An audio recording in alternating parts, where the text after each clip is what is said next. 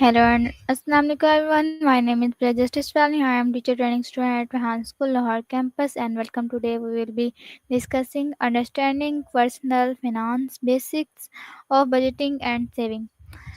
Managing money visually is an essential life skill. By learning how to create a budget, save regularly, and spend responsibly, we can achieve our financial goals and build a sure future. Let's explore the basics of personal finance and discover practical way to make master financial decisions.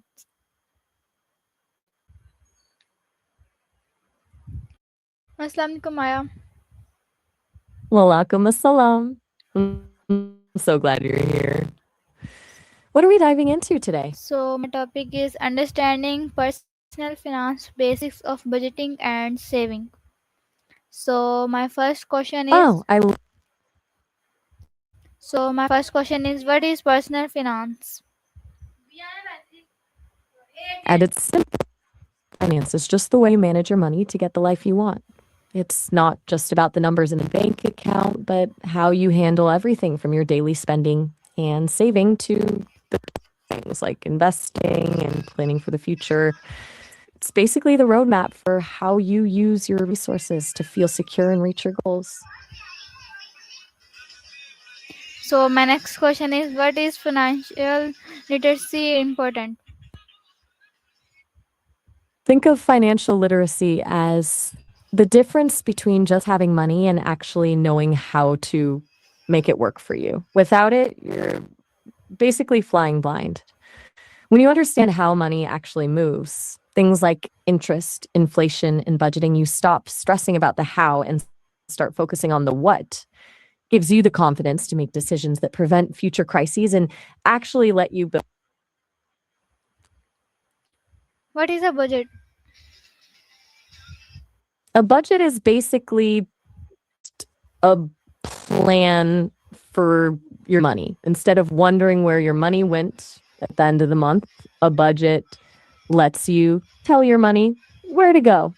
It's like a map that balances what you earn against what you spend and save. So you don't accidentally spend your rent money on a fancy dinner Why should everyone have a monthly budget?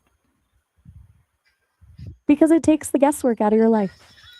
When you have a monthly budget, you aren't just hoping there's enough left for the important stuff. You've decided that there will be. It turns something you actually control, which What are the benefits of saving money? the biggest basically buying yourself some peace of mind when unexpected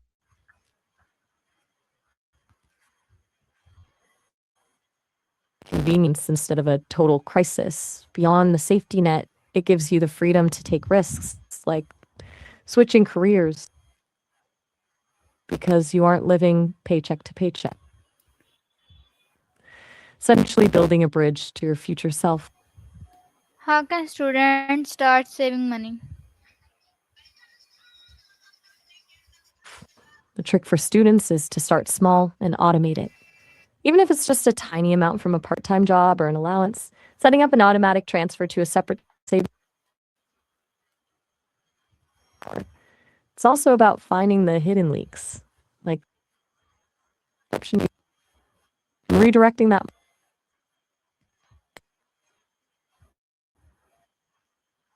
in a chore. What is difference between needs and wants? It's the classic struggle, right? Needs are the non-negotiables, the things you absolutely have to survive and function, like housing, basic groceries, and healthcare. Wants are everything else, the things that make life more fun or comfortable, but you'd still be okay without them, like a newer phone, dining out, or a streaming subscription. The tricky part is that they can overlap. For example, you need clothes to wear, but you want the expensive designer brand. How can families teach children about money management? I think the best way is to make it a natural part of their day rather than a formal lesson. Giving kids a small allowance and letting them make their own mistakes, that is huge. It's much better for them to spend all their money on a toy that breaks in 10 minutes now while the stakes are low than to learn that lesson with a credit card at 25. You could also involve them in small decisions like comparing prices at the grocery store. Money is a finite resource that requires choices. What are some smart ways to increase savings? One of the most effective ways is the pay yourself first method. Basically, instead of saving whatever happens to be left over at the end of the month, you treat your savings like a non negotiable bill that you pay the moment you get your money. Looking for subscription creep, those small monthly charges for things you don't actually use can free up a surprising amount of cash. Have you ever done a deep dive into? What habits lead to financial success? I think it starts with consistency over intensity.